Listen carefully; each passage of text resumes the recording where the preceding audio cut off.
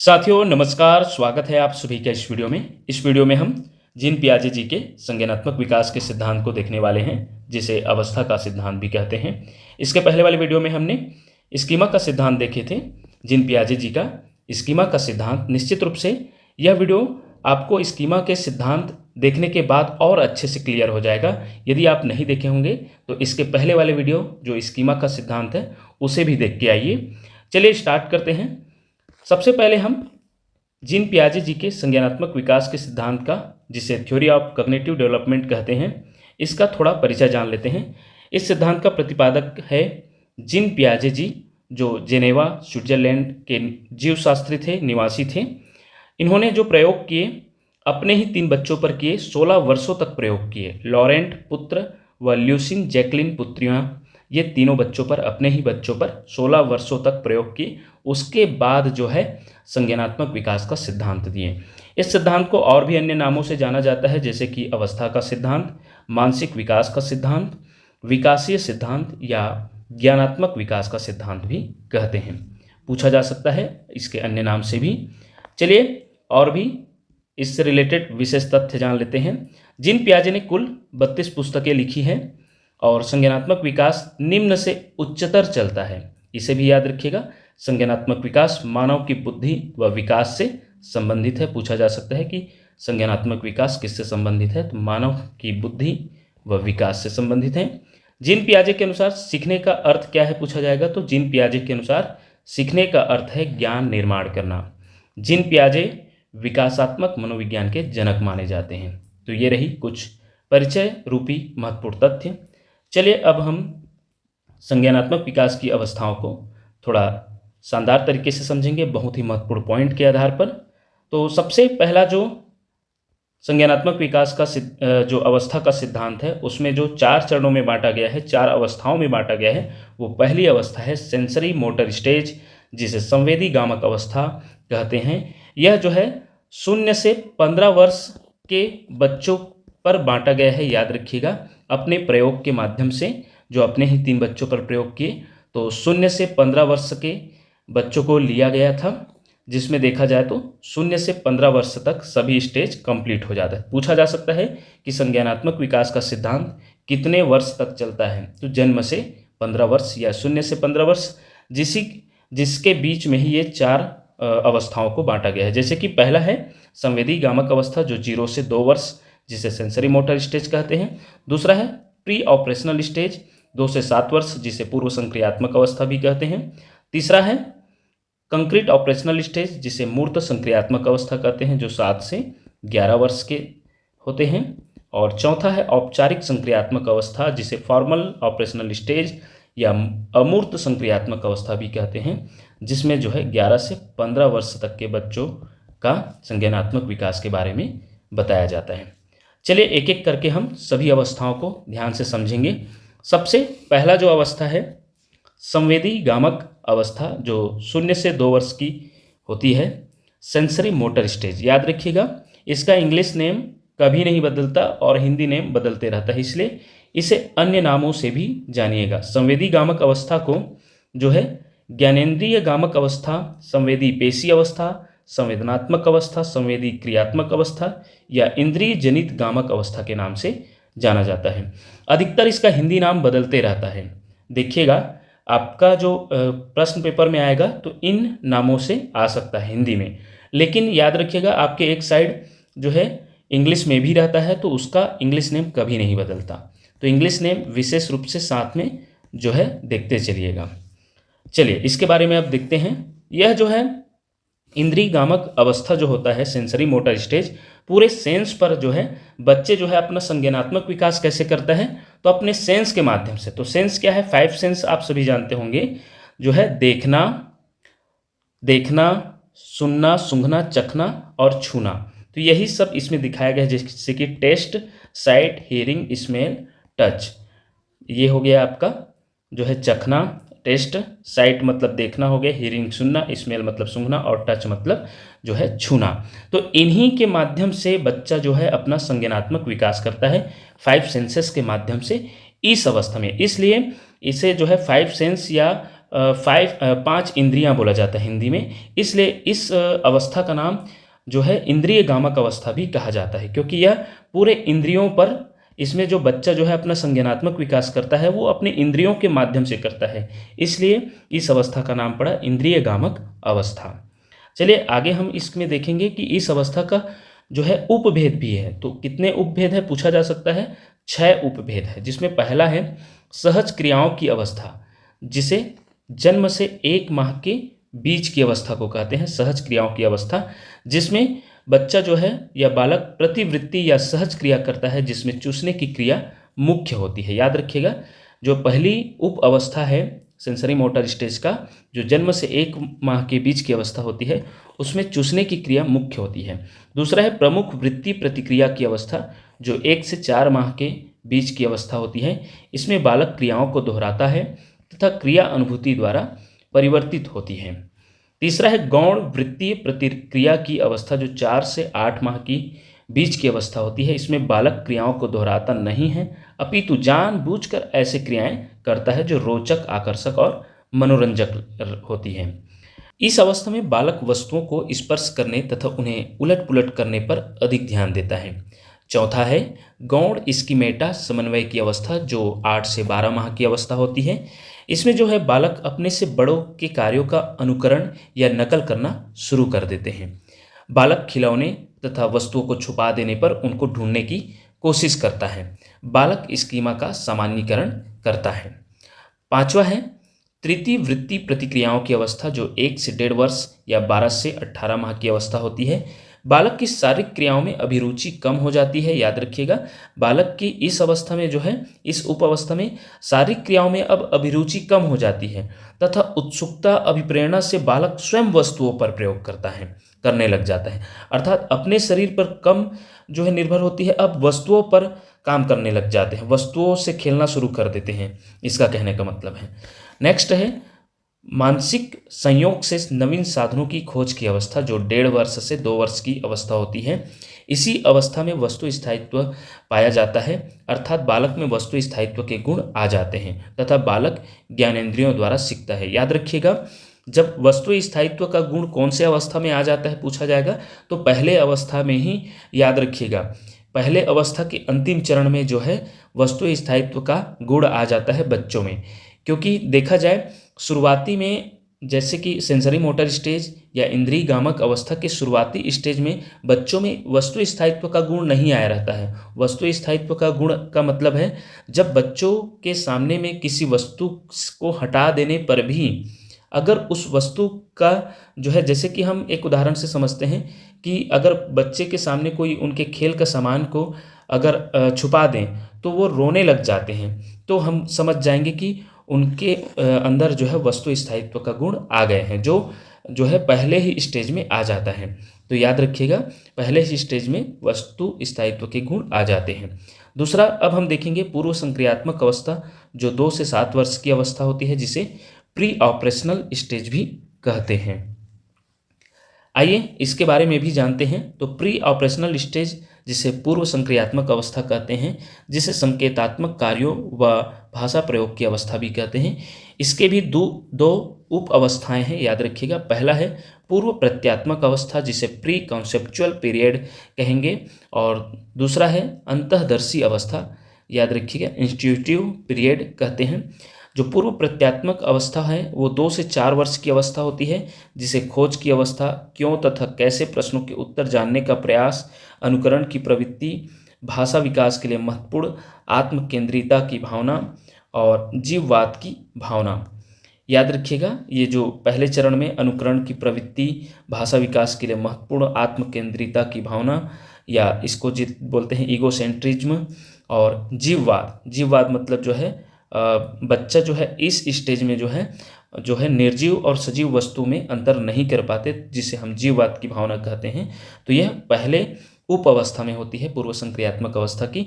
और दूसरा जो है देखा जाए अंतःदर्शी अवस्था में, जिसे अतार्किक चिंतन, तार्किक चिंतन नहीं कर पाते, इसलिए अतार्किक चिंतन की अवस्था कहते हैं। बिना किसी तर्क के किसी बात को स्वीकार कर लेते हैं, जोड़ घटाव गुणा भाग की समस्याओं का समाधान करना प्रारंभ कर देते हैं। इस अवस्था में जो है जोड़ घटाव गुणा भाग जो है प्रारंभिक अवस्था में होते हैं, मतलब धीरे धीरे उसका जो है अवधारणा आने लगता है। हम इसमें पूर्ण दक्षता की बात नहीं कर रहे हैं, क्योंकि नहीं तो आपका प्रश्न बन सकता है कि 7 वर्ष में ही बच्चा जो है गुणा भाग सब सीख जाते हैं सर, तो सीखने की बात नहीं हो रही है। इसमें जो है उसकी अवधारणा धीरे धीरे जो है, क्योंकि आप सभी जानते होंगे आजकल जो है दूसरी में ही, पहली दूसरी में ही ये सब कॉन्सेप्ट जो है आने लगे हैं।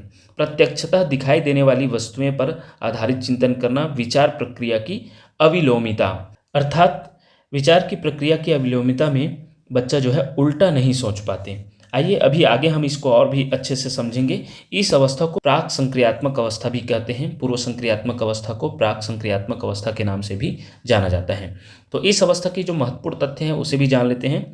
बालक प्रतीकात्मक खेल खेलता है और सही अनुपात का अंतर नहीं कर पाता। इस अवस्था में बालक चित्रों, शब्दों तथा प्रतीकों का प्रयोग करता है और इस अवस्था में बालक में आत्म केंद्रित चिंतन तथा केंद्रीकरण की प्रवृत्ति पाई जाती है। केंद्रीकरण की प्रवृत्ति मतलब किसी वस्तु के बारे में एक ही तरीके से सोच पाना, मतलब एक ही पहलू को देख पाना केंद्रीकरण है।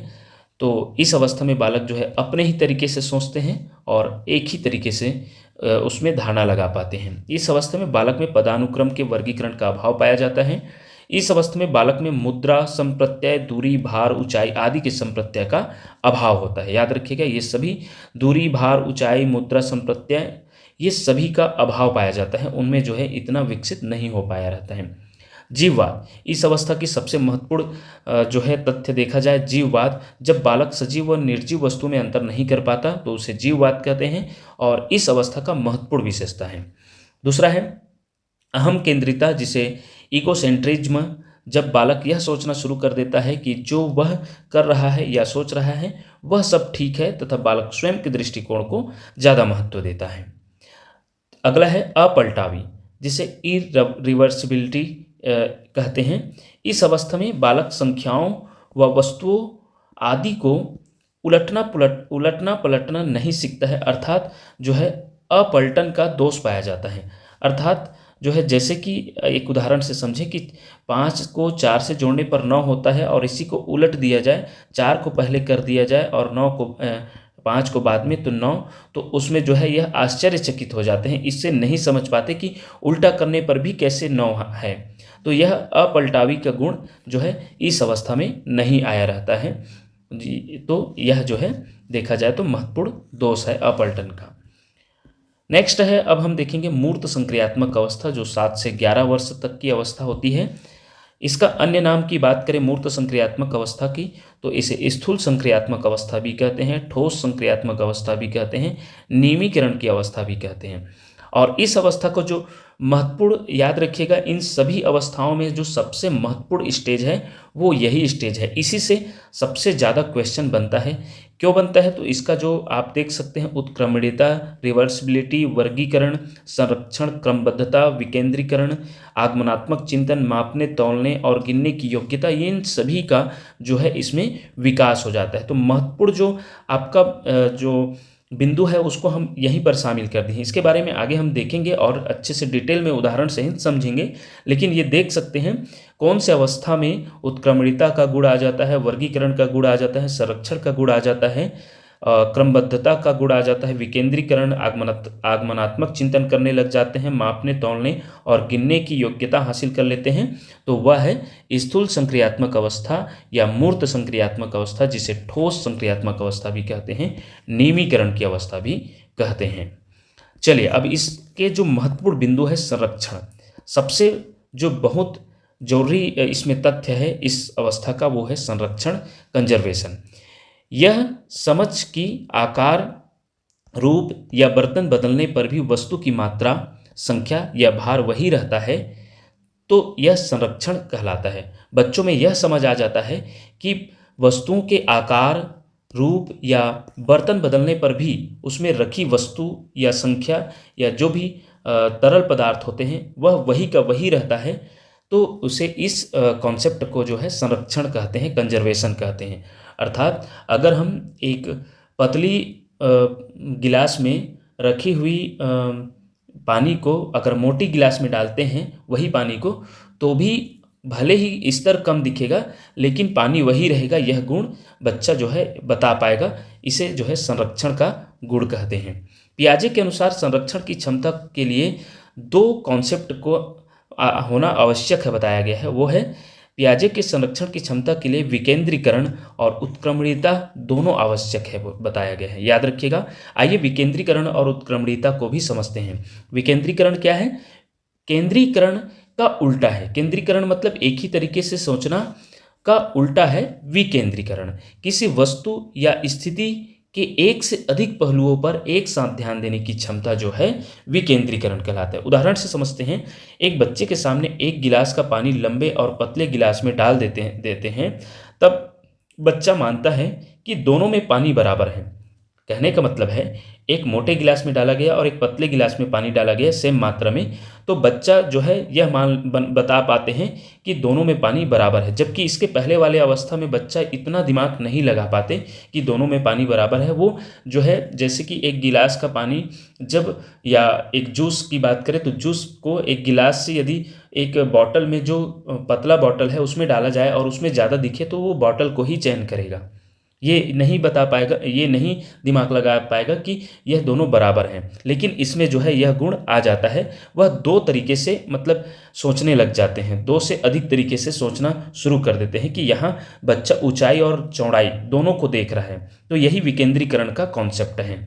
नेक्स्ट है उत्क्रमणीयता। उत्क्रमणीयता क्या होता है? बच्चे की वह क्षमता जिसमें वह सोच को मानसिक रूप से उलट सकता है और समझ पाता है कि क्रिया को वापस करने पर स्थिति पहले जैसे हो जाएगी। उदाहरण, मिट्टी की एक गेंद को चपटा कर दिया गया है। बच्चा कहता है अगर इसे फिर से गोल बना दें तो मिट्टी उतनी ही रहेगी।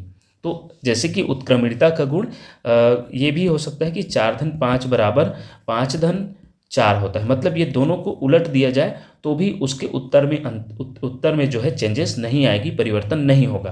तो यह उत्क्रमणीयता का गुण कहते हैं, उत्क्रमणीयता का जो है कॉन्सेप्ट कहते हैं, जो कि इस अवस्था में निश्चित रूप से अच्छे से आ जाती है। अगला है वर्गीकरण, क्लासिफिकेशन। वस्तुओं को उनके समान गुणों के आधार पर समूहों में बांटने की क्षमता जो है इस अवस्था में विकसित हो जाती है। कैसे विकसित हो जाती है? जैसे कि उदाहरण से समझते हैं। बच्चा खिलौनों को इस तरह बांटता है। लाल खिलौने वाला लाल खिलौने अलग, नीले खिलौने अलग, मतलब कलर के आधार पर जो है वो बांटना शुरू कर देते हैं। जैसे कि आप ब्लॉक बिल्डिंग देखे होंगे तो कलर के आधार पर बांटने के लिए बोला जाए तो बच्चा जो है कलर के हिसाब से रखना शुरू कर देते हैं। गाड़ियाँ एक तरफ रखा जाए, गुड़ियाँ एक दूसरी तरफ रखा जाए, तो इस तरह जो है वर्गीकरण करना सीख जाते हैं। जैसे कि आप देखे होंगे कि कलरफुल बहुत सारे वस्तुएं रहते हैं तो वह जो है कलर के हिसाब से जो है समूह में रखना शुरू कर देते हैं या वर्गीकरण करना शुरू कर देते हैं। तो यही जो है वर्गीकरण का कॉन्सेप्ट है। नेक्स्ट है क्रमबद्धता। इसमें जो है वस्तुओं को किसी एक गुण के आधार पर क्रम में लगाना, जैसे कि छोटा बड़ा या हल्का भारी आदि। उदाहरण से समझें तो बच्चा डंडों को सबसे छोटा, फिर उससे बड़ा और अंत में सबसे बड़ा इस क्रम में सजाता है। तो इसे क्रमबद्धता या सीरिएशन कहते हैं। जैसे कि गिनती में देखा जाए तो बढ़ते क्रम में यदि हम रखें किसी संख्याओं को, कोई भी संख्या कह सकते हैं, तो यह जो है आपका एक क्रम में जा रहा है। क्रम में मतलब जो है बढ़ते क्रम में, तो यह क्रमबद्धता कहलाता है। और यह गुण भी जो है बच्चों में आ जाता है, चाहे वह गिनती की बात करें, संख्याओं की बात करें या फिर कोई वस्तुओं की बात करें, तो वह छोटी वस्तु को पहले, फिर बड़ी वस्तु को, फिर बड़ी वस्तु को, तो इस प्रकार उनमें जो है क्रमबद्धता का गुण जो है इस अवस्था में आ जाता है। और अगला जो है आगमनात्मक चिंतन, इंडक्टिव रीजनिंग। विशेष उदाहरणों से सामान्य निष्कर्ष निकालने की क्षमता इसमें इस अवस्था में विकसित हो जाती है। बच्चे ने देखा कि, एक उदाहरण से समझते हैं, लोहे की चाबी पानी में डालने पर डूब गई। एक बच्चे ने देखा कि लोहे की चाबी पानी में डालने पर डूब गई। फिर उसने देखा कि लोहे की कील पानी डालने में वह भी डूब गई। इसी प्रकार कई उदाहरण उसके सामने में आए कि लोहे की वस्तुओं को डालते गया और जो है पानी में डूबते गया। तो फिर बच्चा एक सामान्यीकरण तक पहुंचता है, निष्कर्ष निकालता है कि लोहे की सभी वस्तुएं पानी में डूब जाती है। तो यह जो है बहुत सारे उदाहरणों से एक नियम तक पहुंचते हैं। तो यह आगमनिक तर्क को बताता है। तो यही आगमनात्मक चिंतन का जो है इस अवस्था में विकास हो जाता है। इसलिए यह जो अवस्था है मूर्त संक्रियात्मक अवस्था, जिसे ठोस संक्रियात्मक अवस्था भी कहते हैं, यह बहुत ही इंपॉर्टेंट अवस्था है। इसी से क्वेश्चन बहुत ज़्यादा बनता है। अन्य विशेषताएं की बात करें तो इस अवस्था में बालक सही अनुपात का अंतर, आकार, क्रम, भार, दूरी इत्यादि को समझने लग जाते हैं। दिन, महीने, दिनांक, वर्ष तथा दिशाओं का ज्ञान हो जाता है। नेक्स्ट है चौथी अवस्था, और देखा जाए संज्ञानात्मक विकास की अंतिम अवस्था, जिसे फॉर्मल ऑपरेशनल स्टेज कहते हैं, और इसे अमूर्त संक्रियात्मक अवस्था भी कहते हैं। जैसे कि इससे पहले वाला जो स्टेज था मूर्त संक्रियात्मक अवस्था, और उसी से जो है आप अमूर्त संक्रियात्मक अवस्था भी कह सकते हैं। इसमें जो है बच्चा अमूर्त चिंतन करना प्रारंभ कर देते हैं। यह 11 से 15 वर्ष की अवस्था होती है, और इसमें जो है अन्य नाम की बात करें अमूर्त संक्रियात्मक अवस्था कहते हैं। और इसमें जो विशेष जो पॉइंट है याद रखने की, उसमें जो है अमूर्त चिंतन, एब्स्ट्रैक्ट थिंकिंग याद रखिएगा। इस अवस्था का सबसे महत्वपूर्ण जो गुण है वो अमूर्त चिंतन है। इसमें जो है बच्चा अमूर्त चिंतन करने लग जाते हैं, अर्थात जो है बच्चा अपने दिमाग में ही किसी वस्तु की अवधारणा जो है दिमाग में ही सोचने लग जाते हैं। जैसे कि अगर हम गोल कहें तो गोल का कॉन्सेप्ट बच्चों के दिमाग में आ जाता है कि गोल, जितने भी गोल वस्तुएं हैं, सेब, बॉल, वो सभी जो है अमूर्त चिंतन करने लग जाते हैं। तार्किक और व्यवस्थित सोच, लॉजिकल एंड सिस्टमेटिक थिंकिंग करने लग जाते हैं। तार्किक और व्यवस्थित सोच जो है इसी अवस्था में जो है अच्छे से विकसित हो जाती है। निगमनात्मक तर्क, जैसे कि आगमनात्मक तर्क में उदाहरणों से जो है एक नियम तक पहुंचते हैं, तो वह आगमनात्मक चिंतन होता है जो इससे पहले वाले स्टेज में आ गया था।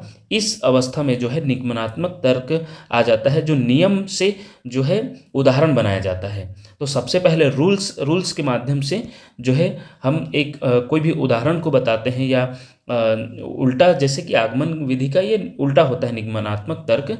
तो इस प्रकार के थिंकिंग जो है इस स्टेज में आ जाता है। आदर्शवाद, आइडियलिज्म की ओर बढ़ने लग जाते हैं। भविष्य के बारे में जो है सोचने लग जाते हैं, क्योंकि इसमें जो है किशोरावस्था में आ गए रहते हैं बच्चे।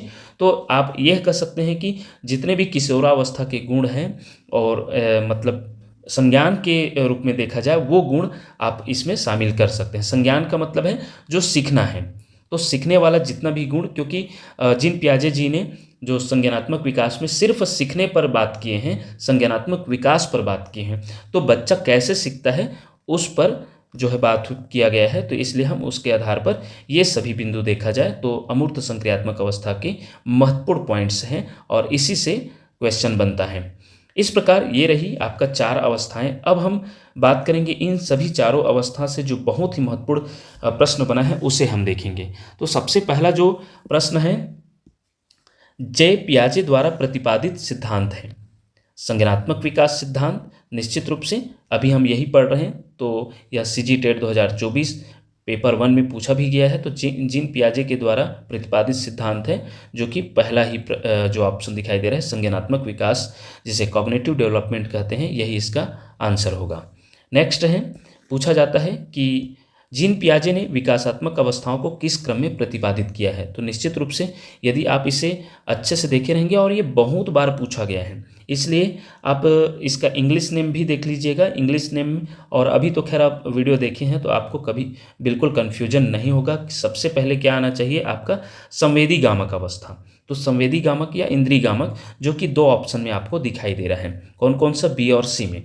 अब संवेदी गामक के बाद क्या आना चाहिए, पूर्व संक्रियात्मक अवस्था, तो इसमें भी दिया है और इसमें भी दिया है। नेक्स्ट है मूर्त संक्रियात्मक अवस्था, जो कि आपका बी में दिया है। तो यही आपका आंसर हो जाएगा कि संवेदी गामक अवस्था, पूर्व संक्रियात्मक अवस्था, मूर्त संक्रियात्मक अवस्था, और चौथी है औपचारिक संक्रियात्मक अवस्था। तो ऑप्शन बी इसका राइट आंसर होगा। नेक्स्ट है, संज्ञानात्मक विकास के सेंसरी मोटर चरण में कितने उप चरण होते हैं। तो निश्चित रूप से अभी देखे हैं आप, आपका 6 उप अवस्थाएं होती हैं। ऑप्शन सी इसका राइट आंसर होगा। नेक्स्ट है, संज्ञानात्मक विकास की पूर्व संक्रियात्मक अवस्था की अवधि है। ये देख सकते हैं, पूर्व संक्रियात्मक अवस्था मतलब दूसरी अवस्था की बात हो रही है, जो 2 से 7 वर्ष की अवस्था होती है। जैसे कि पहले अवस्था क्या होती है, 0 से 2, दूसरी अवस्था होती है 2 से 7 वर्ष। तो यह दूसरी अवस्था पूर्व संक्रियात्मक अवस्था की बात कर रही है। ऑप्शन सी इसका राइट आंसर होगा। यह भी सीजी टेट 2024 में पूछा गया प्रश्न है। नेक्स्ट है, जीन पियाजे के संज्ञानात्मक विकास के अनुसार बच्चे संरक्षण किस अवस्था में कर पाते हैं। संरक्षण का विकास किस अवस्था में कर पाते हैं, तो मूर्त संक्रियात्मक अवस्था में। अभी हम देखे भी हैं, ऑप्शन सी इसका राइट आंसर होगा। सामूहिक एकालाप की अवधारणा किसके द्वारा की गई है, किसके द्वारा दी गई है? ये मेरे लिए भी नया शब्द लगा था, लेकिन जब मैं इस प्रश्न को देखा तो इसे निश्चित रूप से शामिल किया। और सामूहिक एकालाप जो कलेक्टिव मोनोलॉग की अवधारणा है वो जीन पियाजे द्वारा दी गई थी, जो पूर्व संक्रियात्मक अवस्था में बच्चों द्वारा उपयोग की जाने वाली एक प्रकार की अहम केंद्रित भाषा है, इकोसेंट्रिज्म भाषा है, जहां बच्चे एक दूसरे के साथ सार्थक संवाद किए बिना आपस में बात करते हैं। तो उसे जो है सामूहिक एकालाप कहते हैं, और इसे जो है किसके द्वारा दिया गया है? तो जीन पियाजे के द्वारा। ऑप्शन ए इसका राइट आंसर है। नेक्स्ट है, जीन पियाजे के अनुसार बच्चे द्वारा संरक्षण संबंधी समस्याओं का समाधान निकालने की योग्यता तार्किकता के किन आधारभूत पहलुओं पर निर्भर करती है? तो संरक्षण शब्द आया है, तो निश्चित रूप से संरक्षण का जो दो पहलू है, संरक्षण को समझने के लिए जो दो पहलू महत्वपूर्ण हैं वो है आपका विकेंद्रीकरण तथा प्रतिवर्तीयता। विकेंद्रीकरण आपने अभी हम देखे हैं कॉन्सेप्ट में। तो संरक्षण को समझने के लिए संरक्षण का दो पहलू समझना बहुत जरूरी है। कौन कौन सा? तो एक जो है उत्क्रमणीय गुण, उत्क्रमणीय देखे हैं, उत्क्रमणीय, और दूसरा है विकेंद्रीकरण, विकेंद्रीकरण। तो यहाँ पर जो है नाम थोड़ा प्रतिवर्तीयता जो दिया है वो उत्क्रमणीय ही है, और बाकी एक तो दिया है विकेंद्रीकरण। तो ऑप्शन सी इसका राइट आंसर होगा। नेक्स्ट है, पियाजे के संज्ञानात्मक विकास के 4 चरणों में कौन सा सम्मिलित नहीं है? सम्मिलित है, सबसे पहले देख लीजिए तो इंद्रियगामक अवस्था ये सम्मिलित है, पूर्व संक्रियात्मक अवस्था ये भी, अमूर्त संक्रियात्मक अवस्था ये भी, तो उत्तर संक्रियात्मक अवस्था इसमें सम्मिलित नहीं है। तो इसका राइट आंसर ऑप्शन सी हो जाएगा। नेक्स्ट है, वस्तुओं को क्रम से लगाने की क्षमता बालक में विकसित होती है जब वह कौन सी अवस्था में होती है? तो मूर्त क्रियात्मक अवस्था। याद रखिएगा, बच्चा जो है क्रमबद्ध करना, सीरियसन जो है कौन सी अवस्था में सीख जाता है? तीसरी अवस्था, मूर्त क्रियात्मक अवस्था। ऑप्शन सी इसका राइट आंसर होगा। नेक्स्ट है, वह अवस्था जब बच्चा तार्किक रूप से वस्तुओं व घटनाओं के विषय में चिंतन प्रारंभ करता है। याद रखिएगा, निश्चित रूप से यह बहुत ही शानदार प्रश्न है, क्योंकि ज़्यादातर बच्चे तार्किक शब्द आया है, तो तार्किक शब्द आया है तो उसमें निश्चित रूप से औपचारिक संक्रियात्मक अवस्था डालेंगे, लेकिन यहाँ पूरा ध्यान से पढ़िएगा तो चिंतन प्रारंभ करता है, चिंतन तार्किक रूप से वस्तुओं व घटनाओं के विषय में चिंतन प्रारंभ करता है, तो आपका आएगा मूर्त संक्रियात्मक अवस्था। याद रखिएगा, गलत नहीं डालिएगा, क्योंकि इसका उत्तर, ये प्रश्न 2-3 बार पूछा गया है और इसका उत्तर लिया भी गया है, एक बार और आया है सी-टेट में, और जो कि यही लिया गया है, मूर्त संक्रियात्मक अवस्था जब प्रारंभ करता है बोला जाएगा तो आपका यही आएगा, मूर्त संक्रियात्मक अवस्था, क्योंकि यह 7 से 11 वर्ष की अवस्था है और 11 वर्ष की अवस्था में वह प्रारंभ हो जाता है। तो इसका राइट आंसर ऑप्शन सी होगा। जन्म से किशोरावस्था तक बच्चों में विकास किस क्रम में होता है? तो जन्म से किशोरावस्था तक बच्चों में विकास की क्रिया किस क्रम में होता है? तो सांवेदिक, मूर्त और अमूर्त, क्योंकि ये संवेदी गामक अवस्था बोलते हैं, फिर मूर्त, हालांकि इसके पहले पूर्व संक्रियात्मक अवस्था आता है, जो कि इसमें ऑप्शन के आधार पर आपको काम करना है। तो सांवेदिक, मूर्त और अमूर्त, इसका राइट आंसर ऑप्शन बी होगा। नेक्स्ट है, बच्चा यह निष्कर्ष निकालता है कि लोहे की सभी वस्तुएं पानी में डूबती है, यह किस प्रकार का चिंतन है? निश्चित रूप से यह आगमनात्मक चिंतन है। ऑप्शन सी इसका राइट आंसर होगा। नेक्स्ट है, मापने, तौलने और गिनने की योग्यता किस अवस्था में विकसित होती है? तो मापने, तौलने और गिनने की योग्यता आपका मूर्त संक्रियात्मक अवस्था में ही विकसित होती है। नेक्स्ट है, जीन पियाजे के संज्ञानात्मक विकास के सिद्धांत के अनुसार मूर्त संक्रियात्मक चरण में बालक निम्न में से क्या कर पाने के योग्य होता है? प्रतिवर्तन, परिकल्पना आधारित निगमनात्मक तार्किक चिंतन, अमूर्त चिंतन, प्रतिज्ञापित चिंतन। तो इसका उत्तर है प्रतिवर्तन। याद रखिएगा साथियों, ये शब्द जो है कभी कभी आपको हिंदी का शब्द हमेशा घुमाता है। तो प्रतिवर्तन आपका जो है क्रम विनिमय नियम, जिसे हम उत्क्रमणीयता का गुण कहते हैं, रिवर्सिबिलिटी कहते हैं, वही है। ऑप्शन ए इसका राइट आंसर होगा। नेक्स्ट है, पियाजे के ज्ञानात्मक विकास की प्रथम अवस्था खालिस्तान पर विजय पाने से संबंधित है। प्रथम अवस्था किस अवस्था को बोलते हैं? तो इंद्रिय गामक अवस्था, और बच्चे जो है वस्तु पर विजय पाने से संबंधित हैं। वस्तु पर ज़्यादा निर्भर होते हैं, वस्तु को पकड़ने की कोशिश और पकड़ में आ जाता है तो वह अपने जो है संज्ञानात्मक विकास के माध्यम से वस्तु पर विजय पा लेता है। तो ऑप्शन ए इसका राइट आंसर होगा। नेक्स्ट है, पियाजे के अनुसार प्राक संप्रत्यात्मक एवं अंतर्दर्शी अवधि संबंधित है।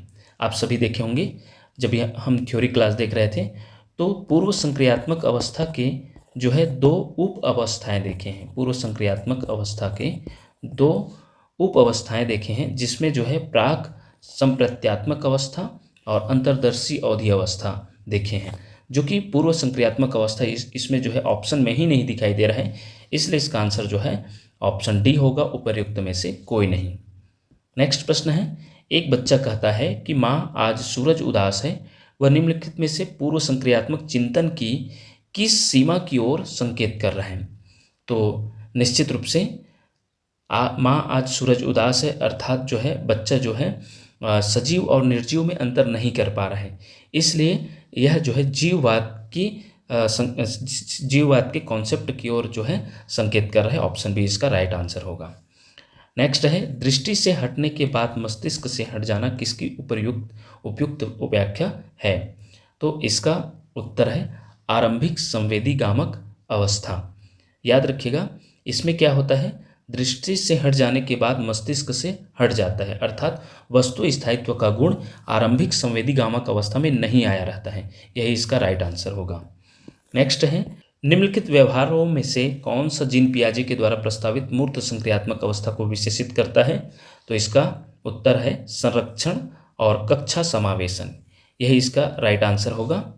नेक्स्ट देखेंगे, जीन पियाजे के विकास की अवस्थाओं में संवेदीगामक अवस्था समायोजित करता है। तो जो संवेदीगामक अवस्था जो समायोजित करता है वो क्या हो सकता है, निश्चित रूप से अनुकरण, स्मृति एवं मानसिक प्रस्तुतिकरण, यही इसका राइट आंसर होगा। नेक्स्ट है, जीन पियाजे के द्वारा प्रस्तुत संरक्षण के प्रत्यय से तात्पर्य है दूसरों के परिदृश्य को ध्यान में रखकर एक महत्वपूर्ण संज्ञानात्मक क्षमता है। वन्य जीवन और वनों का संरक्षण बहुत महत्वपूर्ण है, कुछ भौतिक गुणधर्म वही रहते हैं चाहे बाहरी आकृतियां बदल जाएं। तो निश्चित रूप से राइट आंसर इसका ऑप्शन सी ही होगा। नेक्स्ट है, पियाजे के अनुसार जब एक शिशु लगभग 18 से 24 महीने की उम्र तक पहुंचता है तो वे विकसित होने लगते हैं, जिसे उन्होंने खालिस्तान कहा। तो 18 से 24 महीने की उम्र तक पहुंचता है तो यह वस्तु स्थायित्व का गुण जो है आ जाता है, तो उन्होंने वस्तु स्थायित्व कहा है। ऑप्शन सी इसका राइट आंसर होगा। नेक्स्ट है, निम्नलिखित में से कौन सा पियाजे के इंद्रिय जनित गामक अवस्था की उप अवस्था नहीं है। तो उप अवस्था नहीं है तो क्रमबद्धता नहीं है, बाकी इसका जो तीनों हैं वो आप इनके जो इंद्रिय जनित गामक अवस्था का 6 उप अवस्था है उसमें जो है तीनों शामिल हैं। नेक्स्ट है, पियाजे द्वारा दी गई विशेषताओं के आधार पर विकास के स्तर का मिलान करें। सूची 1 सूची 2। औपचारिक संक्रियात्मक अवस्था इधर, पूर्व संक्रियात्मक अवस्था, मूर्त संक्रियात्मक अवस्था, संवेदी संक्रियात्मक अवस्था। तो निश्चित रूप से संवेदी संक्रियात्मक अवस्था की बात करें तो वस्तुओं की स्थिरता समझ आने लगती है। तो वस्तु स्थायित्व का गुण देखा जाए तो 4 में सी, तो 4 में सी तो आपका 3 ठो में दिखाई दे रहा है। अब जो है पूर्व संक्रियात्मक दूसरी अवस्था की बात करें तो इसमें क्या होता है, बच्चे जो है प्रतीकों की सोच जो है परंतु संरक्षण का जो है गुण नहीं आया रहता है। तो दूसरा में जो है आपका डी आ जाएगा, दूसरा में क्या आ जाएगा, डी। और उसके बाद जो है तीसरा मूर्त संक्रियात्मक अवस्था, इसमें क्या होता है, तर्कपूर्वक चिंतन एवं संरक्षण का योग्यता। संरक्षण को मेन याद रखिएगा तीसरी अवस्था का। तो इसके आधार पर देखा जाए तो आपका बी में पहुंच रहे हैं, क्योंकि आप चौथा में सिर्फ जो है क्या बच गया है, जो औपचारिक संक्रियात्मक अवस्था पहला का वो बी बच गया है, तो यही इसका राइट आंसर होगा। नेक्स्ट है, अप्सा आलू की एक चिप्स को दिखाते हुए कहती है तितली, जीन पियाजे के अनुसार इस प्रकार का प्रतीकात्मक विचार किस अवस्था की विशेषता है। तो निश्चित रूप से इसमें जो है देखा जाए प्रतीकात्मक जो विचार है वो पूर्व संक्रियात्मक अवस्था का साइन है, तो यही इसका राइट आंसर होगा, ऑप्शन बी।